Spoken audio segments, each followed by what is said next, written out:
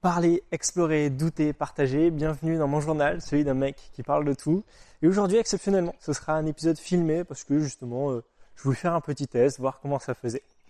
J'espère que le son est pas trop mauvais. Je me situe actuellement dans un parc. Peut-être que vous entendrez les oiseaux. Peut-être. En vrai, c'est sympa. C'est une atmosphère différente. Aujourd'hui, je voulais faire un podcast sur le fait de prendre le temps. Parce que souvent, on enchaîne tout et on prend pas le temps d'observer, d'écouter, de regarder, de sentir, de ressentir. Et par exemple, là, il y a les bruits d'oiseaux, justement, dont je viens à l'instant de parler. Qui prend le temps d'écouter les oiseaux ? À part ceux qui sont passionnés et ceux pour qui c'est soit une passion, soit un métier, on prend rarement le temps de profiter des petits moments. Et de regarder les fourmis sur le sol, de regarder les oiseaux, etc. Et justement, par exemple, on voit souvent que l'enfant observe, alors que l'adulte, lui, il n'a pas le temps d'observer, il avance, il continue. Et on a de moins en moins le temps de vivre dans le présent. On est souvent très pressé, on est souvent en mission, on a souvent un but, des envies de faire quelque chose, mais en dehors des passions qu'on a, de regarder les fourmis par exemple, on va pas prendre le temps de le faire. Ce qui, pour le coup, je trouve un peu dommage. Et notamment, on pourrait prendre le temps de regarder des nuages, comme ceux qui sont là-bas. On pourrait prendre le temps de regarder des fourmis, des fleurs. Je vous en affiche quelques-unes à l'écran, où justement, sur le trajet pour venir dans ce parc, faire ce podcast, je me suis dit, pourquoi pas prendre quelques photos. Donc là, je vous affiche quelques photos, justement, de fourmis, d'objets que j'ai trouvés sur le sol. Enfin, un morceau de fleur que j'ai trouvé sur le sol, par exemple. Actuellement, dans notre société, on a une grosse différence entre le temps de vivre et le temps de produire. Dans le sens où on est conditionné à rentabiliser un peu tout. On va pas être en train de profiter. On est vraiment là dans le sens rentabilité. Et pour le coup, par exemple, regarder une fleur, c'est une perte de temps. En soi, c'est pas forcément une perte de temps. Ça peut aussi être profiter de l'instant présent et admirer la beauté de ce monde. Parce que justement, rappelons-le, nous sommes un grain de sable et on a de la chance d'exister. Il faut profiter, pas profiter à 60 ans en se disant maintenant je vais profiter.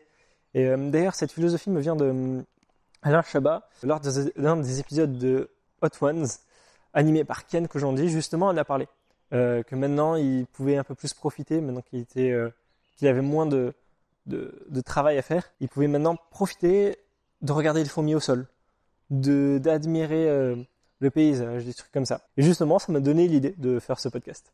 Troisièmement, le fait de prendre le temps de respirer, ça permet aussi de contempler et de se ressourcer, que ce soit l'environnement ou même intérieurement. On peut un peu plus profiter. Comme là, par exemple, je me doute qu'il y a un oiseau dans l'arbre qui est juste derrière. Et ça, j'aurais jamais pris le temps, en tout cas, d'essayer de les trouver, de points comme ça. Donc ça concerne l'environnement, mais on peut aussi regarder intérieurement où justement, ça permet de se ressourcer, de un peu réfléchir à se reconnecter à nos pensées, à notre réflexion. Ça reste une forme de conscience. Un autre point, c'est qu'on est très souvent dans l'urgence, tout le temps, pressé de faire les choses. Je dis pas que c'est pas important, loin de là. C'est important. Il faut avoir envie d'aller vite. D'ailleurs, ça rejoint aussi la phrase « le succès aime la vitesse ». Il faut avoir envie d'aller vite, il faut avoir la niaque. Et on ne prend pas non plus assez de temps. Notamment, par exemple, pour l'organisation, la structuration, on a souvent des deadlines, même des interférences externes, comme des notifications, comme quelqu'un qui rentre dans la pièce ou autre.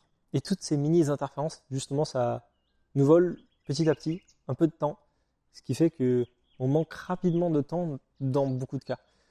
Mais dans d'autres, on ne prend pas non plus assez de temps pour admirer.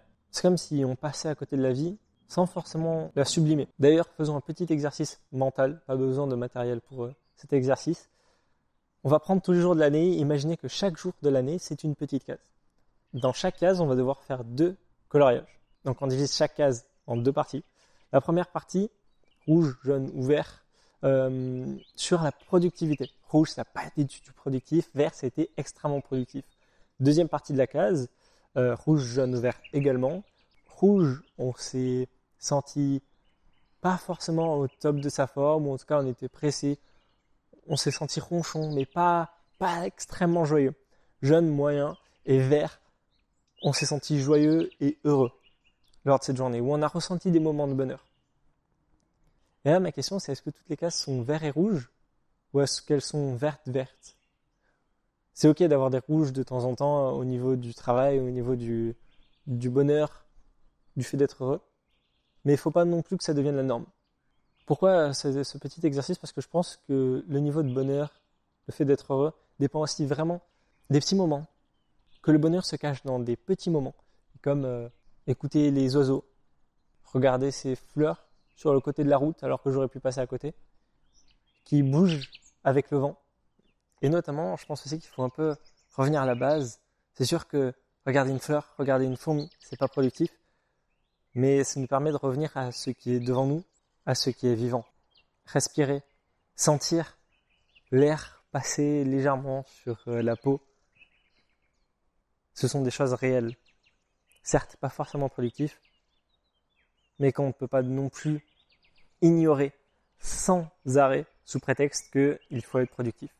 Je ne dis pas qu'il faut pas du tout les ignorer et les ressentir à chaque instant, loin de là, mais qu'il faut aussi savoir jauger, prendre le temps de le ressentir. Je pense que c'est à voir comme deux jauges, où justement il faut réussir à bien jauger les deux. C'est un petit retour à la simplicité. Tester, échouer, recommencer pour enfin réussir. Merci d'avoir écouté ce petit podcast sur une petite pensée, celui d'un mec qui parle de tout. Et sur ce, on se retrouve au prochain épisode. Et portez-vous bien.